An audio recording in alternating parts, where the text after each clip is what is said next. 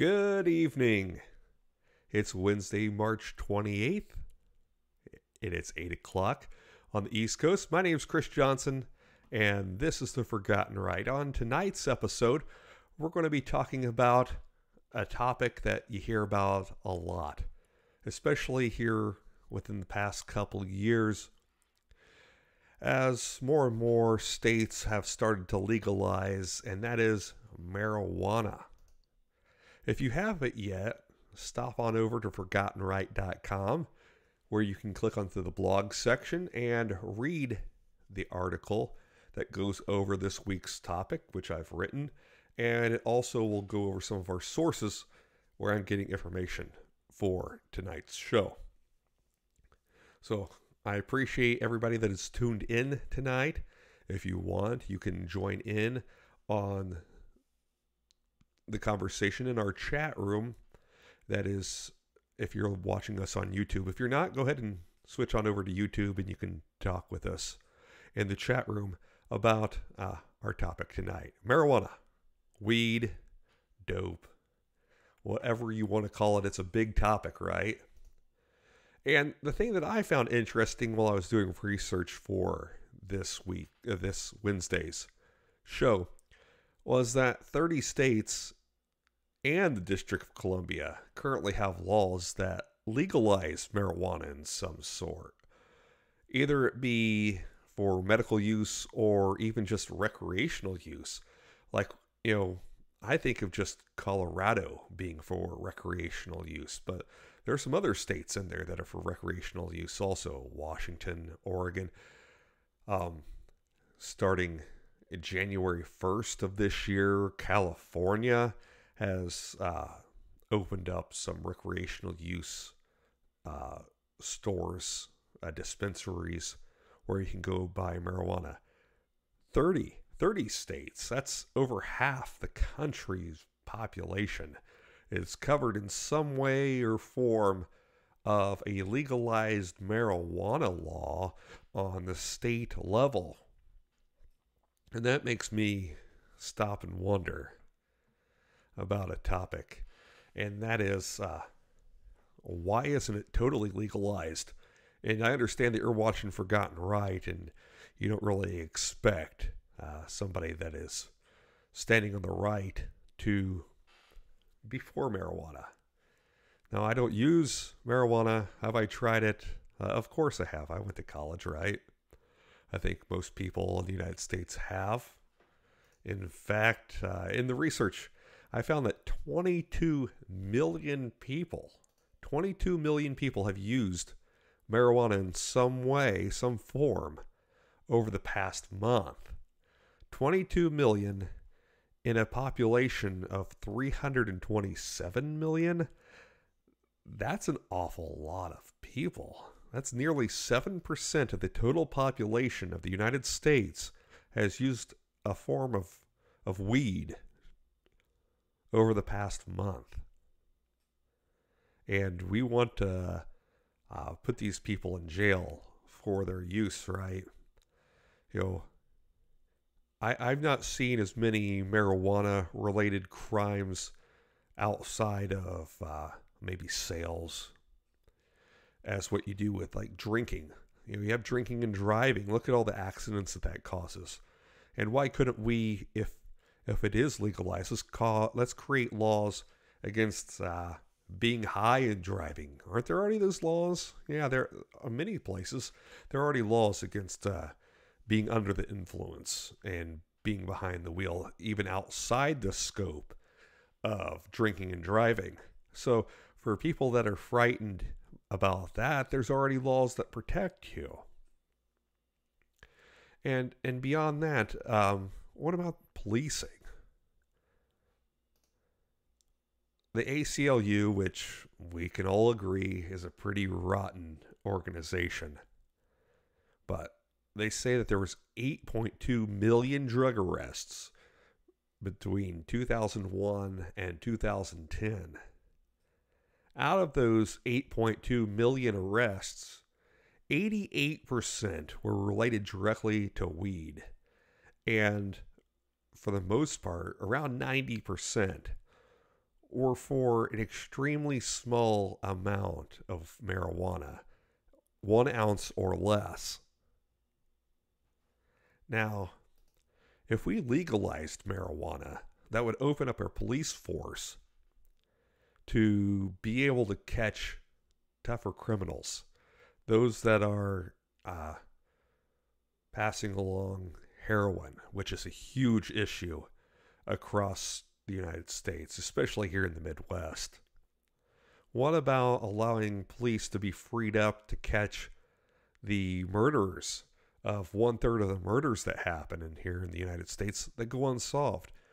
Did you know that 1/3 of all murders committed in the United States go unsolved? That's absolutely incredible. And to think that we'll put somebody in jail or prison over a joint, over a small amount of marijuana, something that's legal in Colorado, something that's legal in California or Massachusetts. But we're going to put somebody in jail in Texas over a little bit of dope when somebody's being murdered there. But we're going to put somebody in jail in Utah because they have a little bit of marijuana on them. Although Utah is one of the safest states, if you recall me talking about Chicago versus Utah in the gun debate. But still, what does it really hurt? In fact, it could really help, in my opinion, if we started to tax marijuana. And I understand that it's easily grown, and that's a lot of the reason why it isn't legalized, or at least one of the debate issues why it's not been legalized, is because of taxation and how easily it's grown. It's a weed, right? So, of course, it's easily grown. You can grow it in your backyard. You can grow it in a pot. No pun intended there. But it's something that you can easily procure. You know, even though it is illegal, it's easily found. If 7% of the United States is using it, don't you think that people outside the states where it's legal, in the states where it's still illegal, are using it? Absolutely they are. You can see those illicit drug deals going down all around you, especially if you go into maybe some of the seedier parts of town. Now, if we tax this, not only would it help the local economies, but also with us freeing up our police force, we could use less police possibly, saving taxpayers money.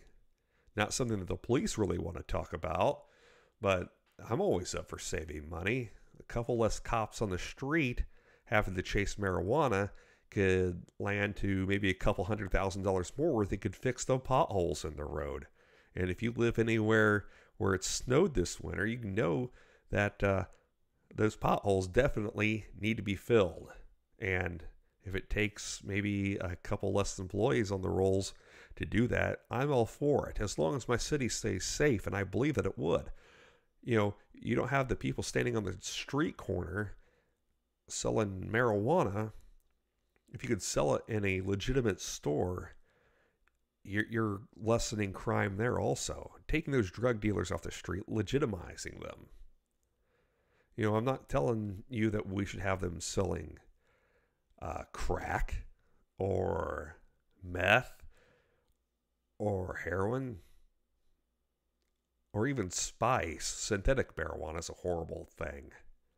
But we could maybe help somebody with cancer who would greatly be helped by this. Somebody with PTSD that would be greatly helped by using marijuana to help them with their stress.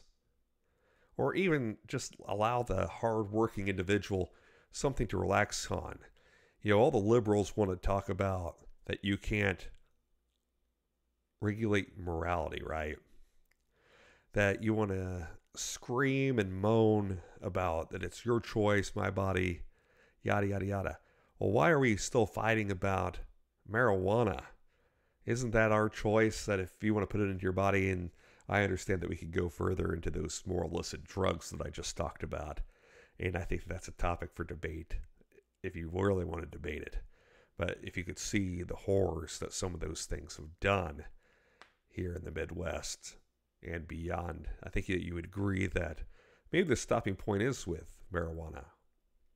But if alcohol is legal, you can buy it at any time on any store front.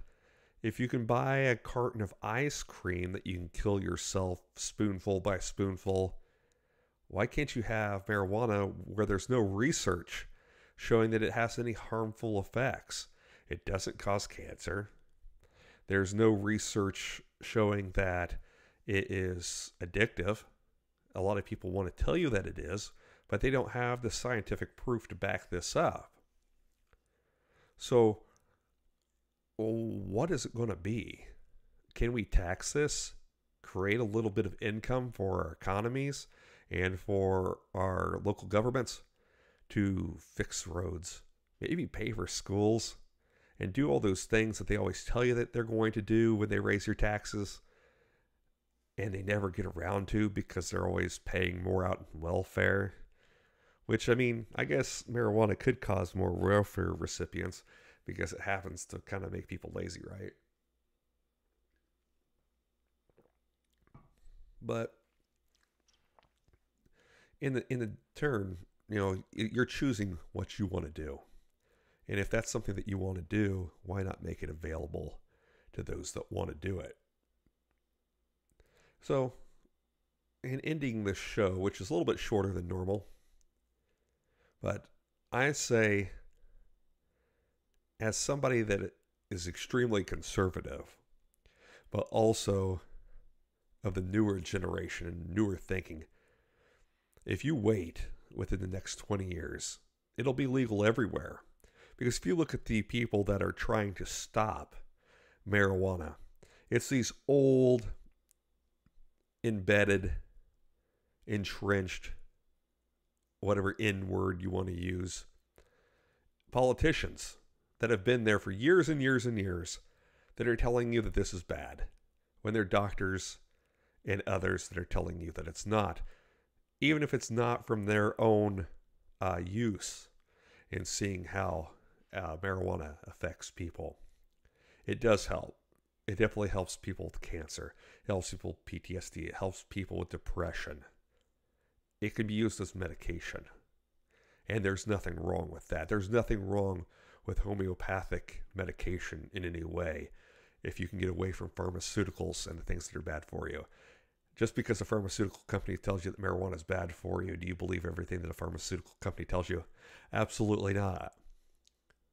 So, within the next 20 years, you can mark my words, it'll be legal in every single state. All 50, it'll be legal in. Even if Indiana's the last, where I live. Just like we were the last with Sunday alcohol sales, which within the past 2 weeks, we finally were able to buy beer on Sunday at the store. Even if we're the last, all 50 of us, it will be legal for recreational use, even beyond medical use. Because people are starting to wake up and see that alcohol, yes, is worse than marijuana. So, stay patient, and we'll see that come along. And I know, again, to reiterate, you're surprised hearing that thought come from somebody on the far right, that marijuana use is fine. How is it bad? Because it's going to allow us to open up and see things from maybe a different perspective. Allow those police to go enforce other laws outside of, getting somebody in trouble for a joint, like I said. So thank you for joining me tonight on this short episode of Forgotten Right. I'll be back with you Sunday at 8 p.m. and we'll be talking about the flag. The flag being the Stars and Stripes of the United States. We'll be discussing, kneeling on the field, something that we haven't heard about here.